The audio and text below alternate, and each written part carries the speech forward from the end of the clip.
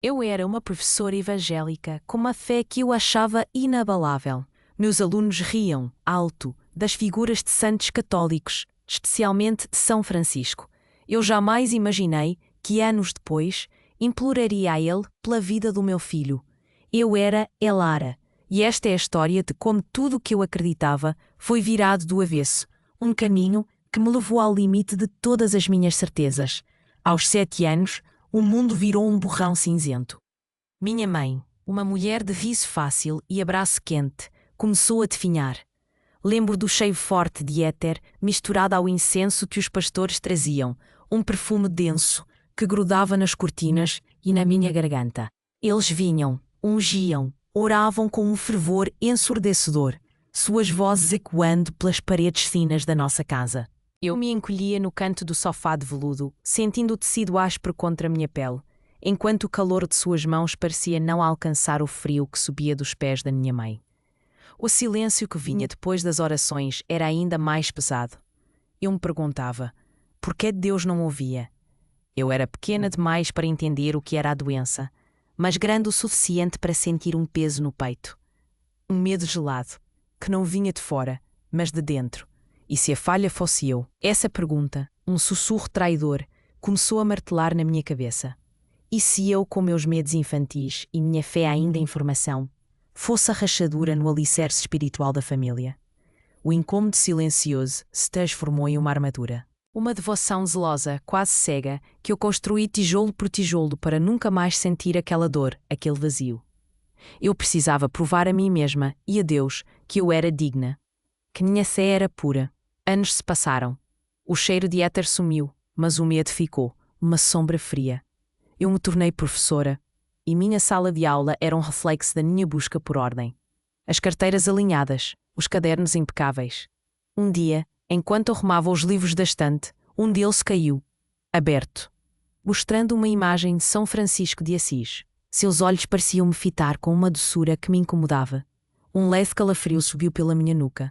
Era apenas um livro, mas por um instante senti como se aquele olhar me questionasse, me desnudasse.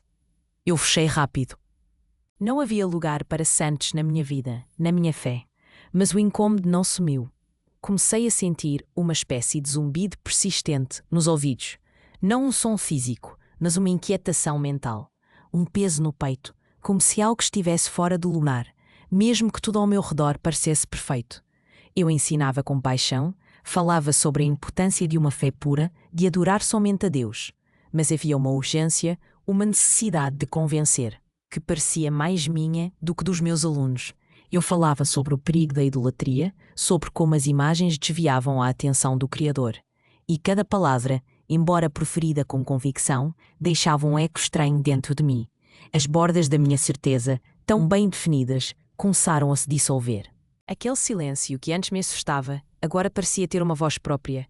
Um tempo elástico, onde os segundos se esticavam em minutos. E eu me pegava olhando para o nada, questionando. Eu parei, respirei, ouvi. O que eu estava ouvindo? Nada. E isso era o mais assustador. A ausência de uma resposta, a ausência de uma confirmação. Na sala de aula, o sol entrava pelas janelas, quente e convidativo, mas eu sentia um frio por dentro. O cheiro de giz e lápis de cor se misturava com o suor das crianças, criando uma atmosfera vibrante. Eu, porém, estava em outra frequência. Minha voz, firme, guiava-os através dos ensinamentos bíblicos, reforçando a mensagem de que a adoração era exclusiva a Deus. Eu via os olhos curiosos dos pequenos, suas mãos ávidas por desenhar, e eu os incentivava. Desenhem, sim. Mas desenhem o que é puro, o que é verdadeiro, o que agrada a Deus. Foi nesse ambiente de fervor e inocência que eu comecei a introduzir a ideia da idolatria. Não com raiva, mas com uma convicção sincera. Eu mostrava imagens de santos, de figuras veneradas em outras religiões, e explicava que aquilo era um desvio. Vejam, eu dizia, eles rezam para pedaços de madeira. Acham que um homem pode salvar o outro, mas só Deus salva. As crianças, obedientes, repetiam. Suas vozes agudas, cheias de confiança, ecoavam minhas palavras. Só Deus salva. E riam, com a leveza da infância, daquelas imagens que eu lhes apresentava como símbolos do engano. O orgulho crescia em mim, uma sensação de dever cumprido. Eu estava protegendo-os. Se você já sentiu o perigo do orgulho, comenta agora. O orgulho cega. Eu me sentia uma líder, um arquiteto da fé, moldando mentes jovens para o caminho que eu considerava reto. Eu falava sobre a pureza da adoração, sobre a necessidade de se afastar de tudo que pudesse desviar o foco do Criador. Eu via o brilho nos olhos dos meus alunos, o entusiasmo em suas vozes quando repetiam que santos eram apenas homens e que buscar neles a salvação era um erro grave. Uma vez, uma menina, com seus cachos dourados, perguntou, com a inocência que só uma criança tem: "Mas, professora, o que é que São Francisco fez de errado?" Eu sorri, com a paciência que a minha fé me ensinava. "Ele não fez nada de errado, meu anjo. O errado é adorá-lo, é tirar o lugar que é só de Deus." E então, eu continuei, com mais detalhes, sobre como essa veneração poderia nos afastar da verdadeira fé. Eu não sabia naquele momento que estava plantando sementes que um dia brotariam em um campo de dor e, inesperadamente, de uma revelação que mudaria tudo. Eu não sabia naquele momento que estava plantando sementes que um dia brotariam em um campo de dor e, inesperadamente, de uma revelação que mudaria tudo. Aquela certeza que eu exibia na sala de aula, tão sólida e inquestionável, era, na verdade, uma armadura pesada. Ela me protegia do mundo, sim, mas também me isolava de uma verdade maior. Eu vivia em uma bolha de convicção, uma bolha que estava prestes a estourar. A vida, porém, tem seus próprios planos. Meus dias seguiam em uma rotina bem definida: casa, igreja, escola. Eu tinha no filho, Arthur, a luz dos meus olhos, um menino cheio de vida, com um sorriso que desarmava qualquer preocupação. Ele era o motivo para eu continuar firme, para eu manter aquela fé inabalável. Mas o destino, ou talvez a providência, tinha uma prova diferente para mim. Uma prova que me levaria de volta ao medo mais profundo da minha infância. Um dia, Arthur começou a sentir uma dor. Pequena, no começo. Um mal-estar vago. Mas logo, a febre subiu. O corpo dele queimava. Mesmo que suas mãos estivessem frias, úmidas de suor, o sorriso sumiu. Seus olhos, antes tão brilhantes, ficaram opacos, sem foco. Eu corria com ele, de um médico para outro. O cheiro de álcool e desinfetante nos corredores dos hospitais me trazia um calafrio na espinha. Era o mesmo cheiro de éter. O mesmo cheiro de perda da minha infância. Meu coração batia descompassado. Um ritmo frenético. O medo, aquele medo gelado que eu achava ter enterrado, estava de volta. E ele era ainda mais intenso. Os dias seguintes foram um turbilhão. Arthur piorava. A medicina parecia ter esgotado as suas opções. Os médicos falavam em termos técnicos, em prognósticos sombrios. Eu ouvia as palavras, mas elas pareciam vir de muito longe. Minha mente estava presa em um loop. O som dos aparelhos no quarto do hospital, o bip constante, invadia meus ouvidos. Um som que parecia contar os segundos, contar o tempo que me restava. Eu sentia o peso do mundo nos meus ombros, um fardo insuportável.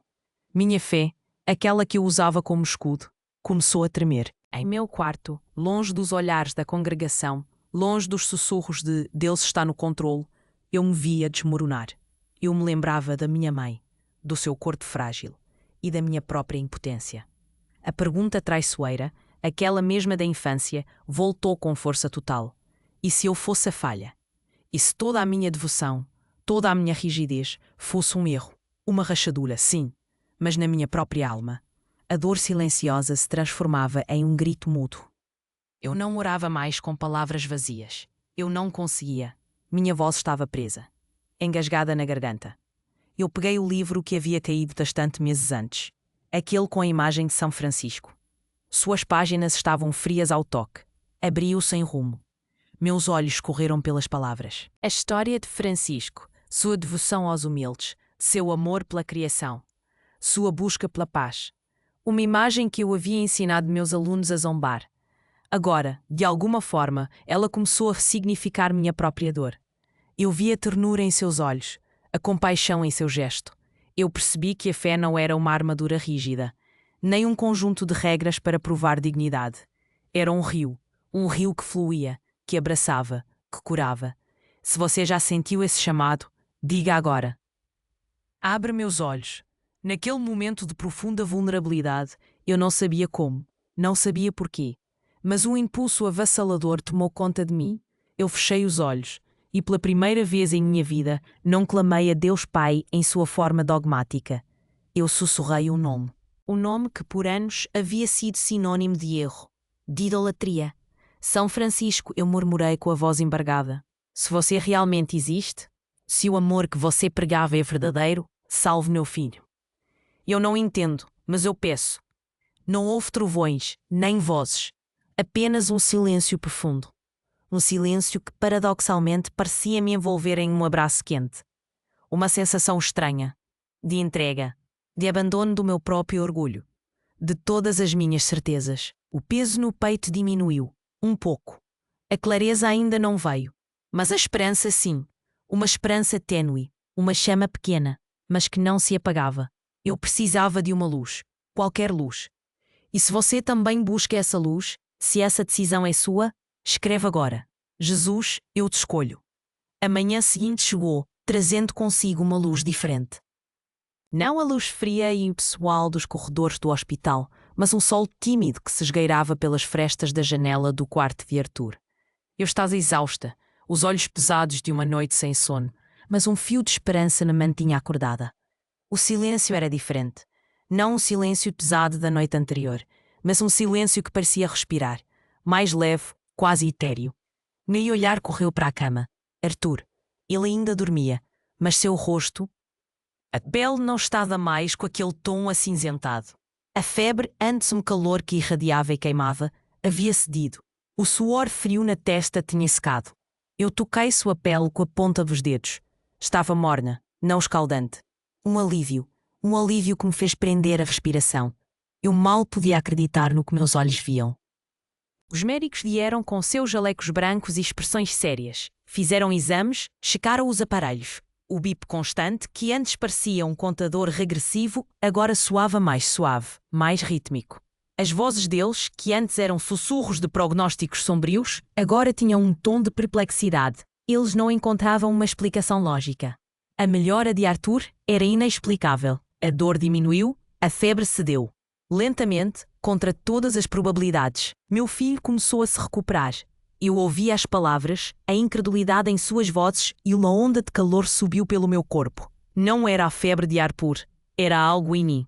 Uma chama. Ali, naquele quarto que cheirava a antisséptico e a um novo começo, eu vi não apenas um milagre médico, mas um milagre espiritual. Ele, o santo que eu ensinara meus alunos a zombar. O santo que eu havia desprezado. Havia, de alguma forma, respondido ao meu grito de desespero. Era um paradoxo tão gritante que doía, mas de uma dor que libertava. Se você acredita que a consciência continua, escreva: eu acredito. Eu havia construído muros tão altos em minha fé, tão rígidos, que mal conseguia enxergar além deles. E agora, um gesto, uma resposta, vinha de fora desses muros. Não era uma questão de trocar de fé, de abandonar tudo o que eu acreditava. Não. Era de expandir, de compreender que o amor divino transcendia os muros da minha doutrina, da minha congregação, da minha visão limitada. Aquela nova visão começou a mudar tudo. Minha relação com Deus, com a vida, com o meu próprio passado. A dor da minha infância, o medo da inadequação que me fez construir aquela armadura de devoção zelosa, agora ganhava um novo sentido. Era um caminho tortuoso, sim, mas que me levou a uma verdade maior. Uma verdade que eu jamais teria encontrado se não tivesse chegado ao meu limite. Eu não me sentia mais falha, não mais a rachadura no alicerce espiritual. Eu me sentia escolhida, não para combater, para julgar, para apontar o dedo, mas para amar. Aquela corrente de julgamento que me prendia, que me forçava a ver o mundo em preto e branco, havia-se partido.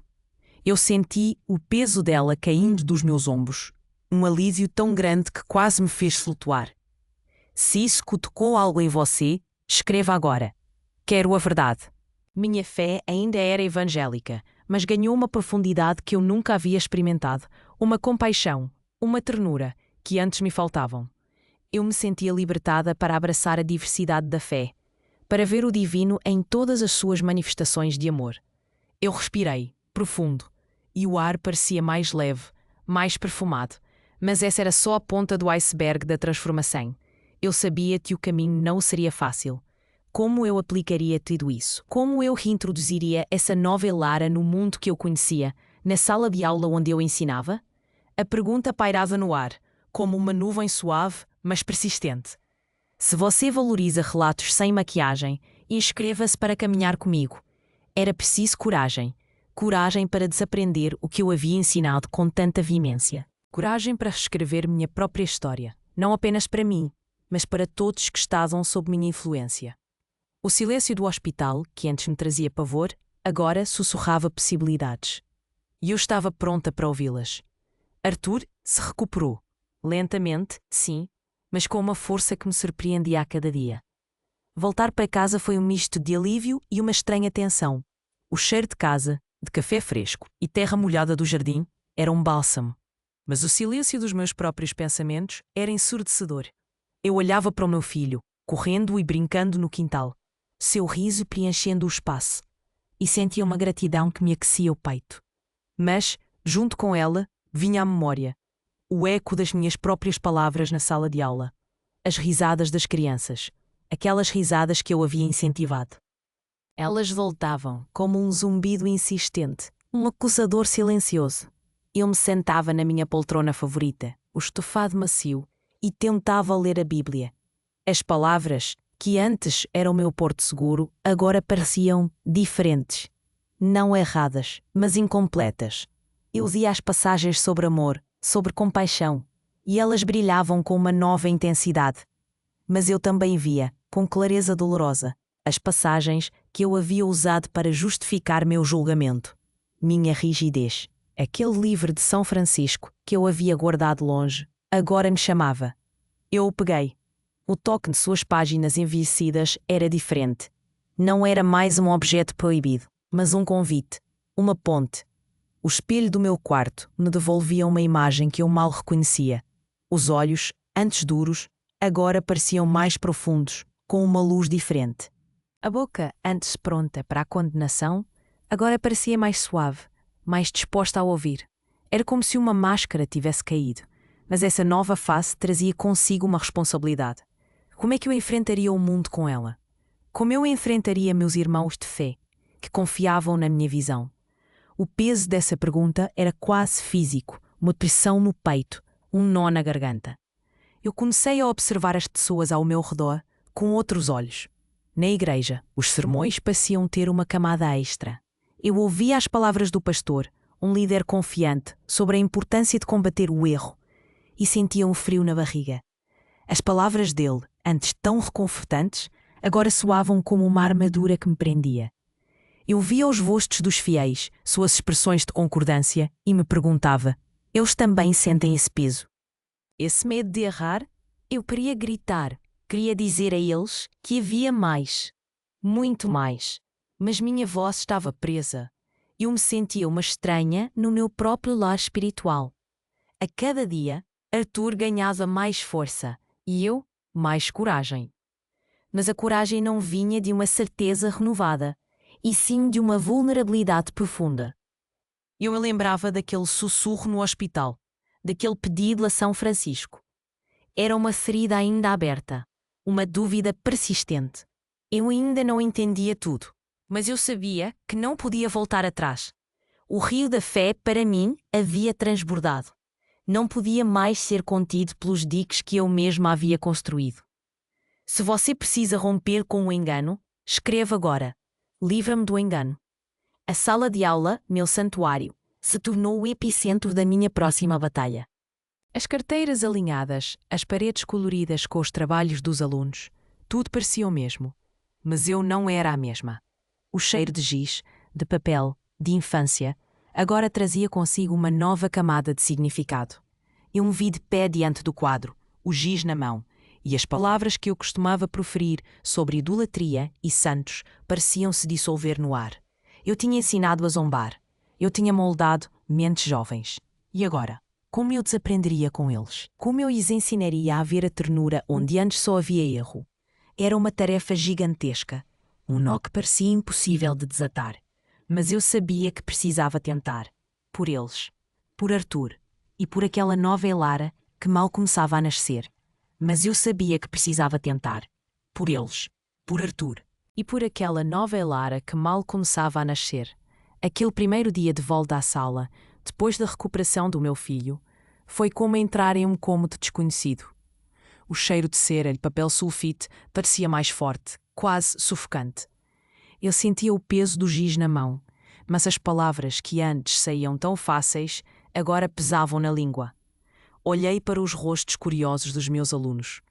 Os mesmos que haviam repetido minhas palavras sobre idolatria. Seus olhos brilhantes me citavam, esperando a mesma Elara de sempre. Eu respirei fundo. O ar gelado do ar-condicionado me arrepiou a pele. Não podia simplesmente desdizer tudo. Não daquela forma. A verdade, eu percebia, era mais complexa. Comecei com uma história. Não uma parábola bíblica, como de costume, mas um conto sobre um jardineiro. Um homem que cuidava de todas as flores, sem distinção de cor ou espécie. Eu falava da beleza da diversidade, do amor que se manifesta em formas diferentes. As crianças ouviam, inclinando a cabeça, algumas com os olhos arregalados. Eu via a confusão em seus rostos, mas também uma abertura. Uma semente nova estava sendo plantada. Minha rotina mudou. Antes, minhas manhãs começavam com uma leitura bíblica focada em doutrina. Agora, eu buscava outras fontes. O livro de São Francisco, antes escondido, ficava sobre minha mesa de cabeceira. Suas páginas, amareladas pelo tempo, eram um convite diário. Eu lia sobre sua humildade, seu amor pelos animais, sua busca por uma fé simples e profunda. O sol entrava pela janela, aquecendo o papel, e eu sentia uma paz que antes me era estranha. Essa era a primeira mudança prática. Minha devoção se expandia, ganhava nuances. Se você valoriza relatos sem maquiagem, inscreva-se para caminhar comigo. Na sala de aula, eu passei a focar mais na compaixão. Menos em regras, mais em empatia. Eu os incentivava a cuidar uns dos outros, a respeitar as diferenças. Uma vez, durante uma aula de artes, uma aluna desenhou um anjo com asas enormes e coloridas. Antes, eu teria corrigido, talvez sugerido algo mais realista. Mas agora, eu apenas sorri. Que lindo, eu disse. O amor de Deus é assim, grande e colorido, não é? Seus olhos brilharam. Era uma pequena vitória, micro-recompensa. Uma sutil mudança na minha forma de interagir com a comunidade da escola. Em casa, com Arthur, a mudança era ainda mais palpável. Eu o abraçava mais forte, sentia o calor do seu corpo pequeno contra o meu e me permitia ser mais vulnerável. Compartilhava minhas próprias dúvidas, não como fraqueza, mas como parte da jornada. A segunda mudança. Minha família. Nossa comunicação se aprofundou. Ele me olhava e eu via em seus olhos a inocência que eu havia tentado moldar, mas que agora eu queria apenas nutrir. A congregação, no entanto, era um desafio maior. O cheiro de incenso, que antes me lembrava a dor da minha mãe, agora parecia ter um tom de julgamento. Eu continuava indo à igreja, mas com uma perspectiva diferente. Eu ouvia os sermões, as palavras do líder confiante, e agora, em vez de concordância cega, eu sentia uma brisa de questionamento. Não de revolta, mas de busca. Eu via as pessoas, seus rostos contritos, e pensava, será que eles também sentem esse aperto, essa necessidade de se encaixar? Essa era a terceira mudança, minha relação com a comunidade de fé. Eu ainda era parte dela, mas minha alma ansiava por algo mais amplo. Eu parei, respirei, observei. O mundo não havia mudado, mas meus olhos sim. Eu comecei a procurar o amor em todos os lugares. Na gentileza de um vizinho, no canto de um pássaro na janela. No calor do sol que batia na minha pele. Era a quarta mudança, minha percepção do mundo. O sensorial 3D da vida se intensificou. Eu notava a textura das folhas, o som do vento nas árvores, o cheiro de chuva que se aproximava. A vida parecia mais viva, mas o caminho não era livre de espinhos. Vez ou outra, o zumbido voltava. Aquele sussurro de "e se eu estiver errada de novo?" Era o acusador, ainda tentando me prender. A armadura tinha caído, mas a pele por baixo ainda era sensível. Eu sabia que a transformação não era um destino, mas uma jornada contínua. E a parte mais difícil, talvez, fosse perdoar a mim mesma. Perdoar a professora Elara que zombava. Perdoar a menina assustada que controlou muros. Se você já sentiu esse chamado, diga, abra meus olhos. Eu sabia que precisava ir além do perdão, precisava agir, precisava de uma quinta mudança, a mais profunda de todas. E ela começaria na minha própria voz, no que eu falaria e como. O que viria a seguir exigiria ainda mais coragem. Aquele dia, a quinta e mais profunda mudança começou. Eu entrei na sala de aula. O cheiro de giz e a expectativa dos alunos eram os mesmos, mas a Elara que ali estava era outra. Meu coração batia forte, um tambor surdo no peito. Eu não podia mais ensinar a zombar. Não podia mais moldar mentes para o julgamento. Comecei devagar. Não desdisse o passado, mas construí sobre ele. Falei sobre o amor. Não o amor dogmático, mas o amor que acolhe, que entende, que vê o divino em cada ser. Eu trouxe histórias de compaixão, de gentileza, de perdão. Não apenas as bíblicas, mas de pessoas comuns que faziam a diferença no mundo. As crianças, acostumadas com minhas aulas firmes sobre o certo e o errado, me olhavam com uma curiosidade renovada. Eu via a semente da empatia brotar em seus pequenos olhos. Uma aluna, a mesma que havia perguntado sobre São Francisco, um dia me trouxe um desenho. Uma figura sorridente abraçando um lobo. Era Francisco. E ela não riu. Ela entendeu. Minha voz, antes uma ferramenta de doutrina, tornou-se um instrumento de pontes. Se esta parte te alcançou, dá um like agora para que eu continue. Essa transformação na minha voz, na minha forma de ensinar, foi a minha maior redenção. Eu me permiti ser vulnerável, mostrar que a fé é um caminho, não uma linha reta. Eu ensinei a eles que o amor de Deus é vasto, que transcende os nomes e as formas que damos a Ele. Que o importante é o coração, a intenção, a busca pela bondade. Essa minha história, a de uma professora que zombou e foi salva por aquilo que desprezava, é um testemunho. Um testemunho de que os caminhos do milagre são misteriosos, de que o amor divino se manifesta de formas que nossa mente limitada, muitas vezes, não consegue compreender. Ela me lembra, e talvez lembre você, que o que consideramos erro pode ser a ponte para a nossa própria salvação.